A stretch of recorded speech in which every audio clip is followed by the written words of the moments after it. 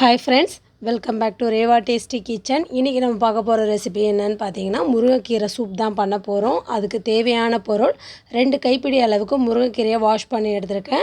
2 tablespoon துவரம் பருப்பு தண்ணில ஊற விட்டுருக்கேன். ஒரு 10 பூண்டு பல், 5 சின்ன வெங்காயம், ஒரு தக்காளி, தேவையான அளவுக்கு மிளகுத்தூள். இப்போ இத எப்படி செய்யலாம்ன்றதை பாத்துருவோம்.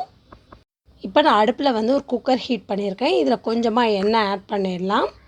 எண்ணெய் நல்லா ஹீட் ஆக விட்டு இதில் வந்து இந்த வெங்காயத்தை வதக்கிடுவோம்.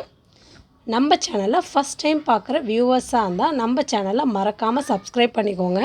அது பக்கத்தில் இருக்க பெல் ஐக்கானை கிளிக் பண்ணிங்கன்னா ஆல்ன்ற ஆப்ஷன் வரும். அதை கிளிக் பண்ணிங்கன்னா நான் தினம் போடுற வீடியோஸ்லாம் உங்களுக்கு நோட்டிஃபிகேஷனோடு வரும். இப்போ வெங்காயம் வந்து பாதி அளவுக்கு நல்லா வதங்கிருச்சு. இந்த டைமில் நான் இது கூட தக்காளியும் ஆட் பண்ணிடுறேன். இது மாதிரி வதக்கி செய்கிறப்ப அந்த சூப்போட டேஸ்ட் பார்த்திங்கன்னா ரொம்ப சூப்பராக இருக்கும். இப்போ இது கூட இந்த பூண்டு பல், தக்காளி பார்த்திங்கன்னா நல்லா அந்த தோல் சுருங்கி நல்லா பாதி அளவுக்கு மேஷ் ஆகணும், அந்த அளவுக்கு வதக்கி விட்டுடலாம். நெக்ஸ்ட்டு இது கூட இந்த முருங்கைக்கீரையை நம்ம ஆட் பண்ணிட வேண்டியதுதான்.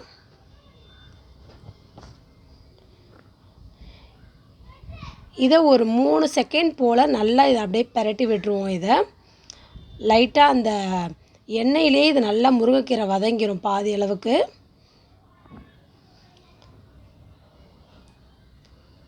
நெக்ஸ்ட்டு நான் இது கூட இந்த துவரம் பருப்பு, நான் ஒரு 1/2 ஹவருக்கு முன்னாடியே துவரம் பருப்பை ஊற வச்சுருக்கேன், இதோட ஆட் பண்ணிடலாம்.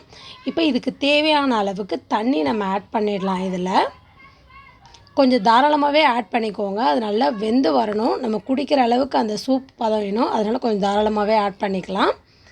இப்போ இது ரெடி ஆகிடுச்சு. இப்போ நான் குக்கரை க்ளோஸ் பண்ணிவிட்டு 2 விசில் விட்டு எடுக்கிறேன்.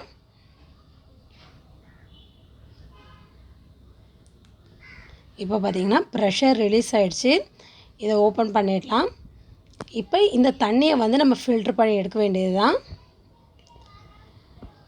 இது பார்த்திங்கன்னா சுகர் பேஷண்ட்டுக்கு ரொம்ப நல்லது. வாரத்தில் 2 தடவை இது மாதிரி சூப் வச்சு கொடுக்குறப்ப ரொம்ப நல்லது. அதே மாதிரி ப்ளட் ப்ரெஷர் லெவல்லாம் இது கண்ட்ரோல் பண்ணும்.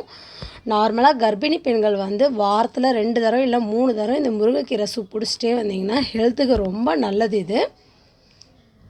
இப்போ இது ஃபில்ட்ரு பண்ணி ஆயிடுச்சு. இப்போ இது ரெடி ஆகிடுச்சு பாருங்கள்.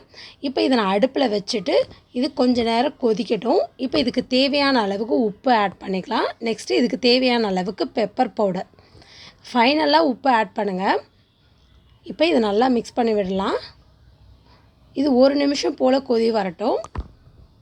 முருங்கைக்கீரை சாப்பிடாத குழந்தைங்களுக்கு இது மாதிரி சூப் வச்சு கொடுக்குறப்ப அவங்களுக்கு டேஸ்ட் ரொம்ப பிடிக்கும். இது முருங்கைக்கீரை சூப் மாதிரியே தெரியாது, அவங்க ஹெல்த்துக்கும் ரொம்ப நல்லது.